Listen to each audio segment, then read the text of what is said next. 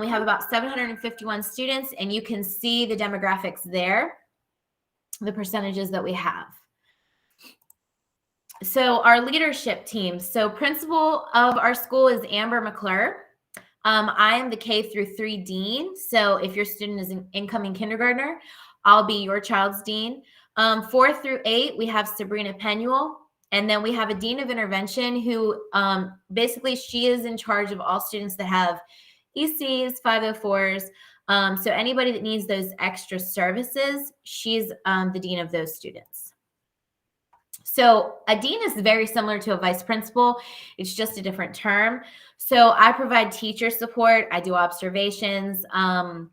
I help out in areas like if teachers have questions about how to help students in reading or math, I go in and support in classrooms. So I'm basically there to support the teachers as much as possible. And then I also deal with the discipline component of our school for the students in my grade band. The teachers that we have, you'll find that our teachers are caring every day when those kindergarten students walk through the hall and they walk down. The teachers hug on them when they come in. They really do. They know their interests. They know what they like. They talk about that. They make conversations. Even their students that they had years ago, they'll be waving at them as they come down, and the students always stop by for hugs on the way by. So they really do build that relationship with them. And their goal is to understand your child's needs because they want to make your child excel in all areas. So that's their goal. So these are our kindergarten teachers currently that we have in the building. So we have Miss Nelson, Miss Ebron, Miss Levy, and Miss Monroe. And here's just a little bit of information about them. So I'll leave this up for a couple more seconds. Now, the foundation of our school, what sets us apart from other schools are we have 4 pillars that we really focus on. So we focus on academic excellence, moral focus, student responsibility, and parent partnership. So I'm going to talk about a few of those in the next few slides so that you have a better understanding.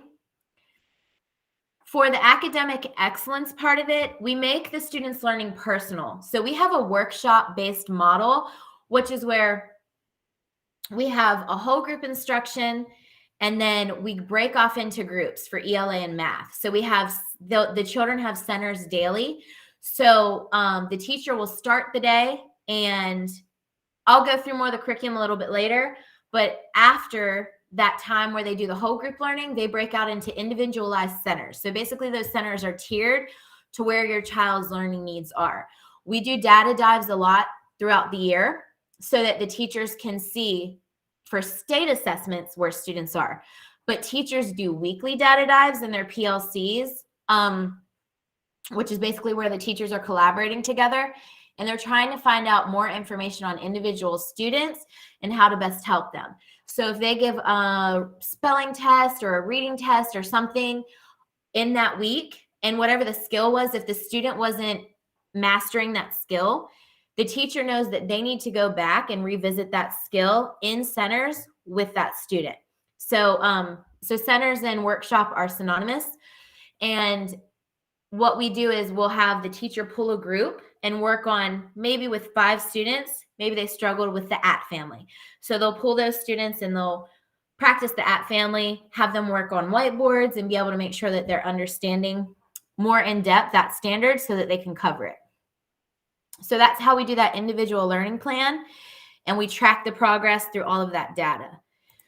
The moral, excuse me, the moral focus part of our curriculum, we have virtues that we teach the students so that they are not just learning academically, but they're also becoming better people too. We know that there's a lot of times that parents want to teach their children values, and we have those same values at school. So I'm going to give you an example of what we do.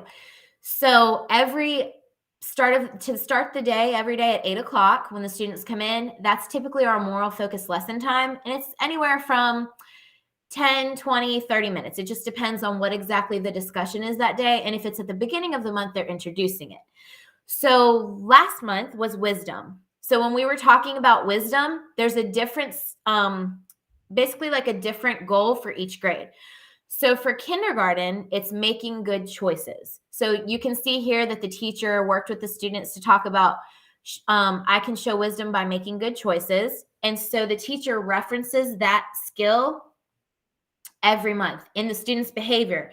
If a student decides to, let's say, bump into another student on purpose because they're trying to get a reaction out of them, the teacher will look at them and say, are you using wisdom? Make sure we're using wisdom. So there are different things that we incorporate throughout the day to make sure that we're still instilling the values and we're not just teaching them at a specific time. Throughout the year, they'll build upon those. So wisdom was last month. This month for November, where we talk about being grateful. What does it look like to be grateful? And it goes along with Thanksgiving. So there are a lot of activities that they incorporate with that. So they change throughout the school year. So our building, we do have a dress code that we follow. We do have dress down days though, where the students can come in. And then every Friday, we also have spirit wear. So the students are allowed to wear something that has the JCA logo on it that they purchase from a vendor, or we have hoodies. We have different things like that they can wear on Fridays for more casual attire. We have about 29 classrooms in the building. Don't know the exact number because we have some classrooms for smaller instruction embedded within as well. We have the tech lab, the gym, and the playground. And if you would like a tour of the building, Kara also does those. So the kindergarten curriculum, we cover the main things: reading, writing, math, science, social studies. They have specials. For our specials at our school, we have art, music, PE, and technology. We also work on listening and communication. I'm going to talk about those in just a second. So for reading and writing, we have the teacher starts the reading component of it. We have a curriculum created by NHA. It consists of read aloud, shared reading, and guided reading. Read aloud is where the teacher models how to read to the students up front. So she'll read a book and she'll go through and introduce the skill. So let's say for the week, the skill is talking about making predictions. So the teacher will say, oh, I think based off of this evidence, happen. Oh, I think someone might be. So then we go into the shared reading. The shared reading part of it is where the teacher and students look at a text together as a whole group. So the teacher will have a copy up front, and then the students will have a copy, and she'll go through and she'll walk and read it along with them. And some students that have already identified sight words, they'll go ahead and read the words out loud for their classmates, and they'll model that reading as well. Then we have guided reading. Guided reading is done in small groups, and it's books at the student's level. So let's say we have an accelerated reader in kindergarten, and maybe we have 4 or 5. The teacher will work with that small group of students at a book at their level. Let's say we have a student who needs more support, and there's several of those. The teacher will group those students together and do the same thing. These are the goals in kindergarten that we have for the students that we want them to accomplish by the end of the year. And if we find that students come into kindergarten already knowing these skills, that's whenever the teacher challenges them. And that's what we talk about with that grouping. This is an example of some of the writing on our achievement boards. Our achievement boards are outside of the classroom. They're changed monthly. So you'll see new work posted outside. So this is an example of the sentence starter being there for the student. So it talks about a pumpkin is, and then the students have to come up with it after and draw a picture at the top. So it scaffolds the learning. So at the beginning of the year, the students are given that sentence starter, but by the end of the year, they're creating their own. So it's taking away the amounts little by little so that the students can become more independent in their writing. So the math skills.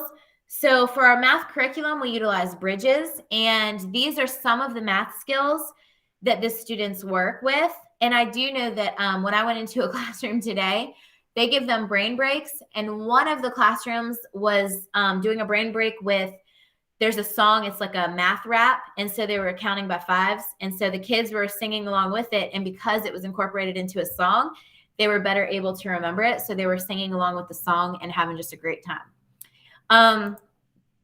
For that listening and communication piece that I was talking about, we want students to learn to listen attentively, to raise hands, or wait to speak, or if the teacher has signals. So they will sometimes repeat the directions so that the teacher knows that they're understanding. And if they need help, that's whenever they would do like a thumbs down to show the teacher that they're not understanding, so the teacher can walk over and make sure that there was a part of there that the student doesn't need help with. We also like to engage in that question and answer dialogue, and the teachers do that so that the students can start responding in complete sentences, so that they're building off of that year by year. And there are a lot of students in kindergarten already, when I go into classrooms, that are rephrasing the question and then answering it. So for fine motor skills, the things that we would really like to work on with the students throughout the year are listed here. Tying shoes is one of the big ones.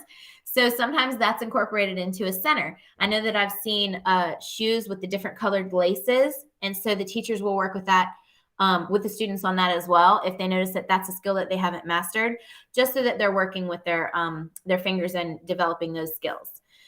And here, there are a few others there. Lunchtime, a lot of them do already open up their condiments, and they're able to open up the utensils and do a lot of this independently already. So Kara Dawson is on here, and she is our rep. So Kara's going to go ahead and discuss the part that I talked about, the parent partnership, and she's going to discuss events. So I'm going to go ahead and escape out of here and delete and mute my screen here so that Kara can take over. Hey, I think most of you guys have already had some contact with me. I'm Kara Dawson, the admissions representative for Johnson Charter Academy. I do have another school. I have Research Triangle Charter Academy as well, but I split my time evenly between the two schools. We love partnering with parents. Like, this is one of the things that I feel like makes our school really unique. We want you to feel involved and feel a part of the community. Nothing is ever mandatory. There's no money you have to raise or hours you have to do. We just want you to want to be involved. So whenever we have a normal school year back and you want to come in and volunteer in the classroom, like, we take it 100%. I mean, the only times we really say no is right now because of COVID, and if they're testing in the classroom. But events that we're having that are upcoming, I love onboarding our kindergartners as much as possible before the school year starts. We'll have Grow With Us events, which start in April. We'll run one for April, May, and June. And those events are just time for the kiddos to come in. Dean Razin would take you guys as parents into our gymnasium, and she will talk to you about just upcoming stuff that you can work on with your kiddos, or what we do for our kinder screening. But I will take your children to meet our different kindergarten teachers. For the 3 different events, we like to have our kiddos rotate between the teachers. So if you guys can come to all 3 events, they're not mandatory, but it's just a time for them to come in and meet new friends and meet all of the different kindergarten teachers. So like for one Grow With Us event, it's 30 minutes long. And for that 30 minutes, we'll have the kiddos have the teachers swap classrooms. So they'll have one set of teachers for 15 minutes and then another set of teachers for another 15 minutes. And that way they can just get used to all 4 of them. And so we'll do that 3 different times. And then we'll also have them for kindergarten screening, along with some of our paras or paraprofessionals, because they do interact a lot with our kindergartners. We have popsicles on the playground happening in June and July. And I'm sorry, I will sugar up your babies, but they'll go and run and play on the playground. This isn't anything formal. It's just, I want your kids to come play on the playground and have either ice cream from an ice cream truck or Kona Ice. I want them to come make friends. I want you to come make mom friends and just get familiar with us and the school. Kinder camp will be in August, and that'll be a 3-day camp prior to school starting. It'll be kind of like a stagger start day. So it's going to be, typically we try to run it in the morning from like 9 o'clock to 11:30 or 8:30 to 11:30. And really what we're doing with all of these events when we onboard your kiddos is we're setting them up for success for that first day of school. I want your child to be as confident as ever walking in that first day to kindergarten saying, hey, bye, mom, I got this, and just take off walking down the hallway. We don't want tears or crying. We want them to be happy and feel safe when they come into our school because, hey, I remember Miss Levy or Miss Nelson from kinder camp. They're going to be my teacher. I remember them from Grow With Us. And you'll be surprised at how many teachers remember the kiddos. And they're like, hi, Michael. Hi, Eli. Like they really do enjoy like these events prior to school starting. So the kids are more familiar with them and that transition is a lot smoother. That way we don't have any bumps or anything for the first day of school. And so they can run carpool. So that's not a big, huge, scary thing the first day of school with all the other kids in the building. We also practice carpool during kinder camp. So they're used to it. We have a couple of other events that we'll do throughout the year, just like other enrollment meetings or under kindergarten information meetings. I do offer tours on Thursdays during the school day, just so you guys can come in and kind of see what the school looks like in action. But for our next kindergarten enrollment meeting, I think we have it scheduled for January. That's going to be in person. And after that meeting, I'm going to have one of the kindergarten classrooms open. So if we would like to go in there and kind of take a look around and you guys can get a feel for a kindergarten classroom, if you would like to come to that, feel free to as well. Did you guys have any questions for Dean Razin or myself?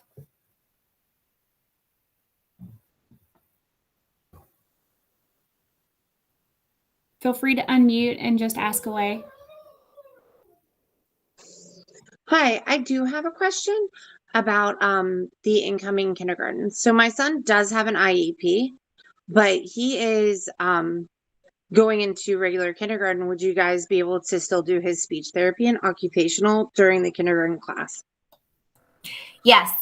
So we actually have an amazing speech therapist, Miss Seiler, and we offer all of those services. I'm not sure if you saw that at the beginning, but we still provide those same things. So we would just get a copy of the IEP and then look at the times and the different amounts of requirements that the students have, and we would make sure to accommodate those. And if you are someone who thinks your student needs one, we also have that as well.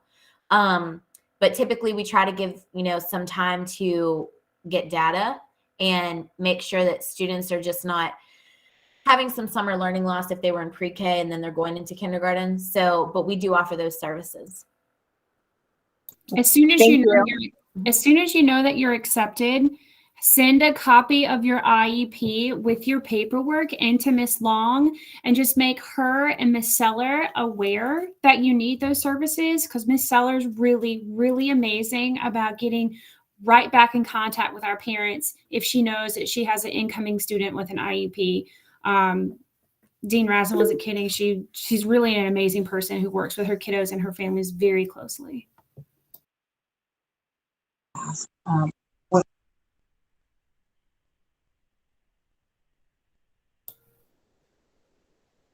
You're muted, Dean Razin. Oh, sorry. It looks like Keisha and Tracy have a question. So Keisha, do you want to go first? Yes. Hi. So I think I might have missed the part where you guys were talking about the kinder camp. So can you explain that to me again? I'm sorry. Yeah, kinder camp. Oh, can you mute while I talk? I'm sorry. No, you're good. Sorry. So sometimes it has a funny reverb back. Kinder camp it's kind of like first day of school, but in a very condensed form. So we typically do it in the morning. This year we did it in the afternoon, but usually we do it in the morning from like 8:30 or 9 o'clock to roughly 11:30. So kind of giving them a feel for a true half day at school. We have them the first day you guys come in and sign them in, and we split them off by classroom. So the teachers will take them to their classrooms. They'll go over policies and procedures, how to walk in the hallway, and they make it fun. It's not boring. I promise. My son is in kindergarten and he did it this year. They take them through the school. They show them where everything's at. They kind of make a scavenger hunt out of it. They talk about the different things in the classroom. They run through carpool and safety in the school. And then, of course, they go out for recess, and then they do activities while they're in the school. and then they'll have a snack, and then they'll start learning the process of carpool when they're leaving that first day. So we'll already have carpool tags handed out to you guys. I apologize. Carpool tags handed out to you guys, and then they'll start getting to know their number and they'll go out. And so for like the second day, you're going to actually drop them off through carpool. So we'll have our full carpool staff out there. You'll drop them off like you normally would for school, and they're going to come in like they're doing real school, because the teacher will have walked them through it. They should already know where they're going, and you'll be surprised. This year's second day of kinder camp, we were ready to walk them in, and every single kiddo was like, I know where I'm going. I know where I'm going. I'm like, okay, you guys did a really good job of telling them like where to go, because they'll just start walking them through the school the first few days to get them used to everything and landmarks. So they'll be totally used to it, and we'll do the same things every day. So we'll kind of make it feel like they're doing real school, like stuff we would normally do for the first couple of days of school anyway, with the teachers and the peers in the classroom. Thank you for that. Thank you for explaining that. Thank you so much. Yes, ma'am. Yes, ma'am.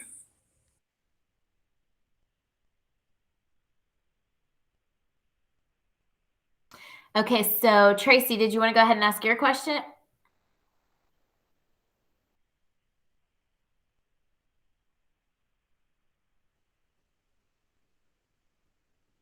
Tracy, did you have one?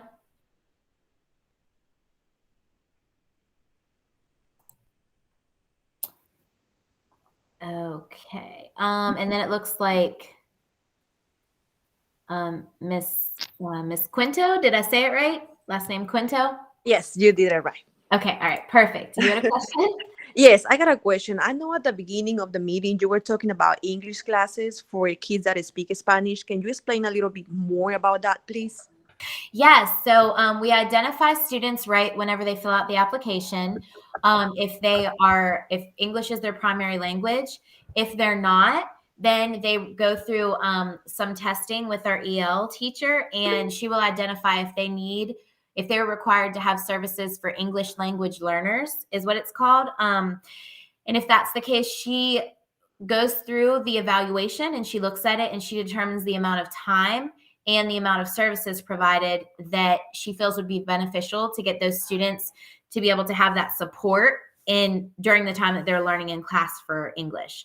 So that way the teacher is not, going through class and talking about different words and terms and the student's confused.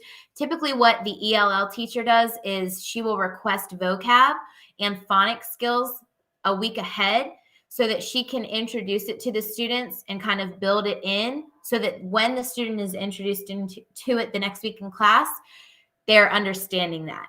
So, and she also has different cards. Like some of the things that I've seen with kindergarten is that she'll have the Spanish label and she'll have the English label on different things. And she'll go through and show the words so that the students become acclimated with the English language better so that there's not a discrepancy in their learning there. Thank you. You're welcome. Tracy. I think I have it figured out now. Okay. All right. Oh, okay. Perfect. All right. So what was your question? I was asking about January with that meeting. Are the kids allowed to come to that meeting with us, with the in-person meeting? We haven't been allowing our kiddos in the building for big events like that. If you sign up for a tour with me and you bring your kiddo, if it's just the incoming kindergartner, I can make an exception to that. That's one of the, I don't want to say restrictions that we've had, but we've had to limit like outside children coming in because of COVID. And I've just sorry, I can't talk today. I did tours all day at school. So we've just gotten able to have tours in our building with accepted and applied students. So as long as it's the single student who is either the applied or the accepted student, we are able to have them come in. We just can't have like whole families. I would be a little hesitant to bring the kiddo for the kindergarten information meeting for the tour. it can be a longer meeting to sit through, and we do try to give them like color book and crayons and whatnot. I would feel more comfortable if we were able to do a tour, so we can have some more one-on-one time with the kiddo and getting them into the school during the school day. Okay, thank you. And then Jessica, you had another question? Yeah, I have two questions actually. Do you guys have any volunteer opportunities, and do you do any second language introduction at all? So for the volunteer opportunities, we typically in a typical school year, yes. For dads, we have Watchdogs, which is basically a sign-up genius is given throughout the entire school year for fathers to pick a day that they want to come in and just support the school. They're just kind of just present in the hallways. They help out with lunch. They help out with recess. They just kind of help out throughout the building. And then a lot of times they'll stay and help out with carpool. Sometimes they'll get there early and help out with carpool in the morning. Currently, how we are doing things to be able to still allow for parent involvement, but also with COVID restrictions, watch everything. We have a sign-up sheet on the principal print, which the principal print is basically how we communicate with parents. It's a Google site, and it has just all of the information up on there. So it's easy to access so that you're not getting just emails to go through. There's one place that houses everything so that you can always reference back to it. If you're like, wait a minute, what email was that in, or where did that come from? It's all just laid out so that and there's different tabs and specific things that you can reference. And on there right now, we have a volunteer list. Like last month, we did a grandparent bingo, and we had a volunteer list for parents to help out to organize the event. And then we held the event so that the grandparents could come in with their grandchildren. That event was extremely successful. So we're planning on, I think, Kara, we're doing another one of those, right? Because of how successful it was. Yeah, we're going to do one in December, kind of like a holiday bingo. Okay, perfect.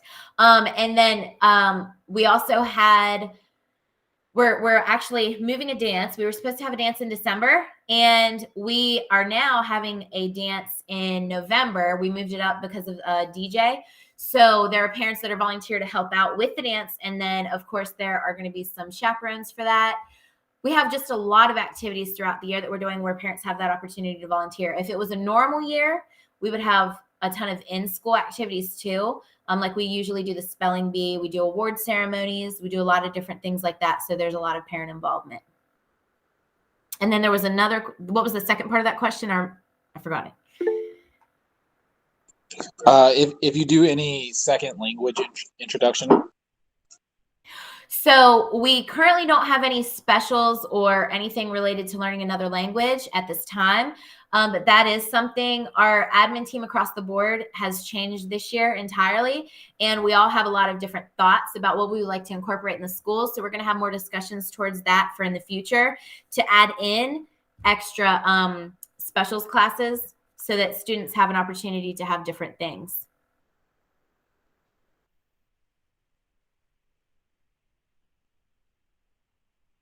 Oh, sorry, I muted myself so I could call on someone.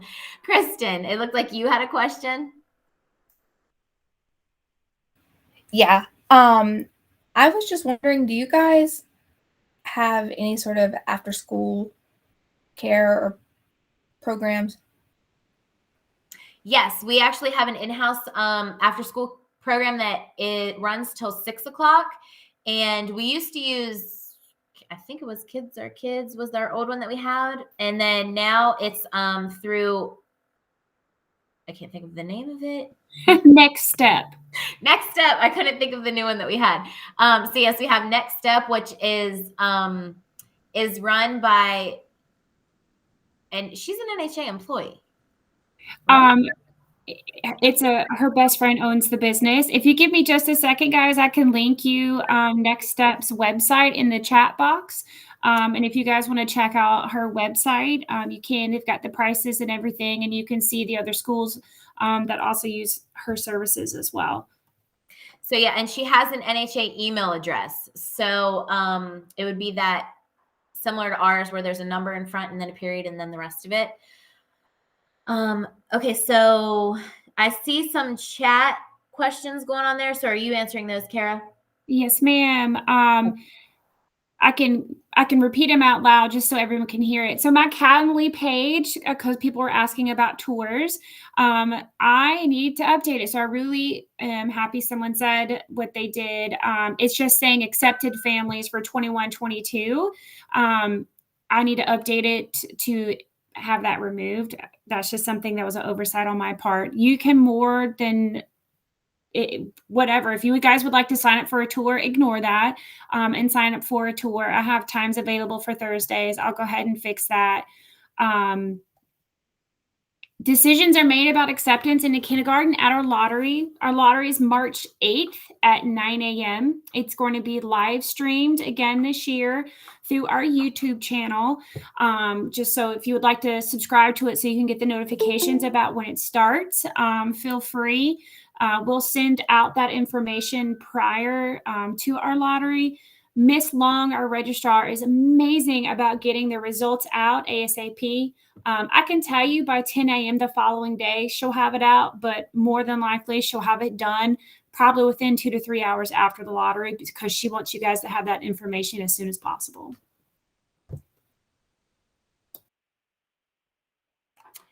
Okay, so did anybody else have, you can unmute because I don't see any hands raised if anyone else had any other questions.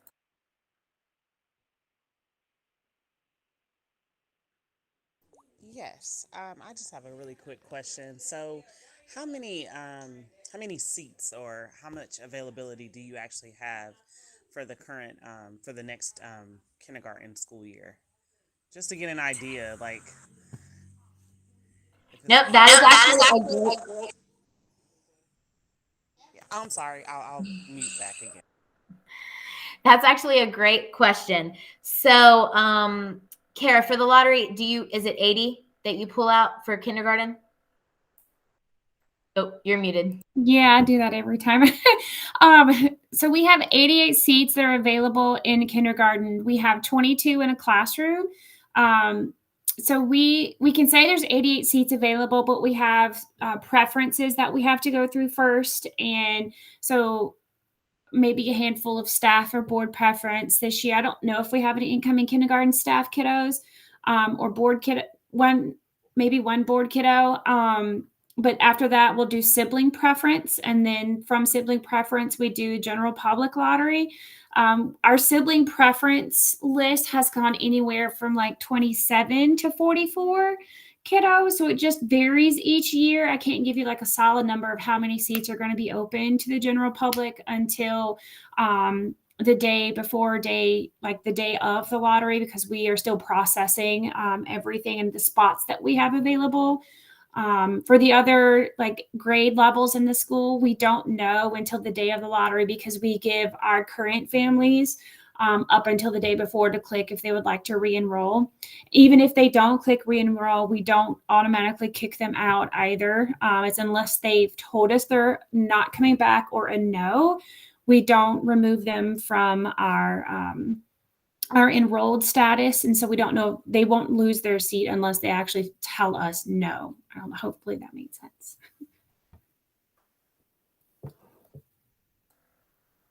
So if you have an older child and your kindergartner is accepted, they're going to be, we pull together as a family. So we never pull individuals from a family separately. We always pull families together. We don't even necessarily pull kindergarten first.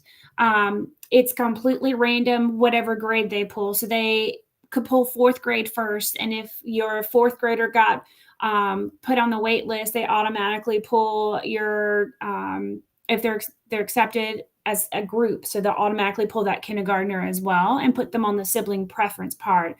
Because when we pull, it's not difficult. Like it's hard for me, I guess, to explain, but when we pull them together. So we never separate them. We never separate twins or triplets. So if a twin gets accepted, the other twin automatically goes into, we don't put one on the wait list and one accepted. We pull them together. If you have a kindergartner who gets pulled and then you have a seventh grader, they bump up in order for a sibling preference wait list if seventh grade has already been filled. So we'll start stacking our sibling preference that way.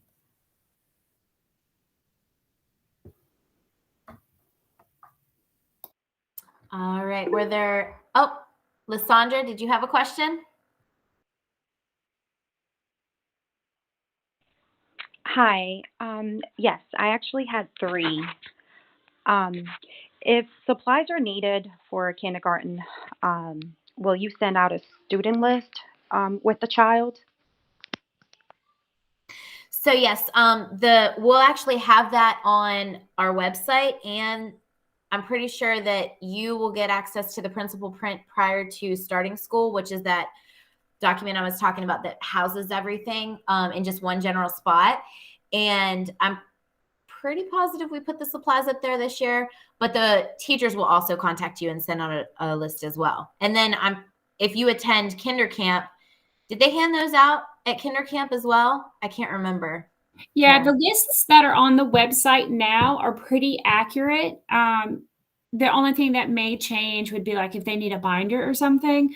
But I went off for my kindergartner this year. I went off last year's list, and it was only a couple of things were different. Mainly it's just the same stuff every year.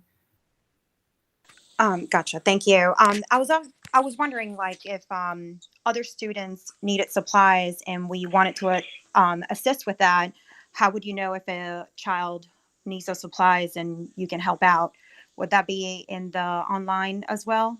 You would let either myself or our social worker, Miss Burby, know that you would like to donate items, and we would more than happily take them because we do know families that do need help. Okay, great. Thank you.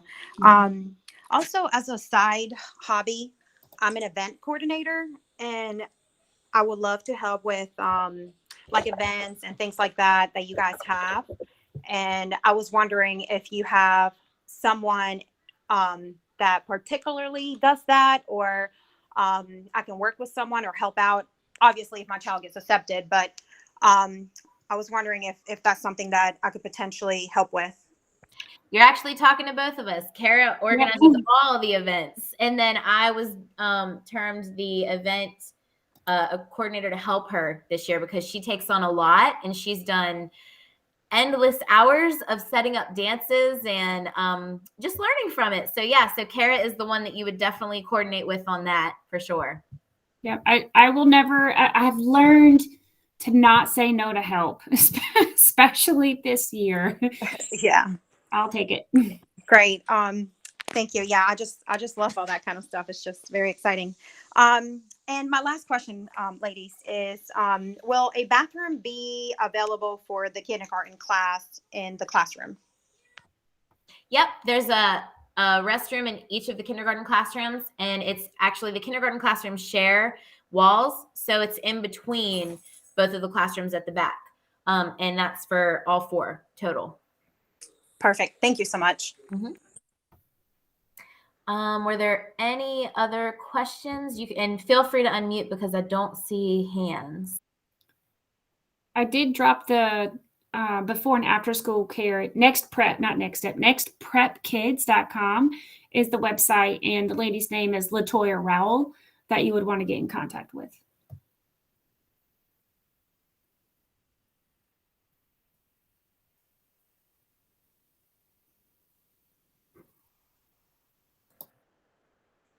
And I can share this PowerPoint presentation with Miss Dawson, and then she can go ahead and send it out as well if you want, so that they have that to reference to. Because I know there were also some people that joined late.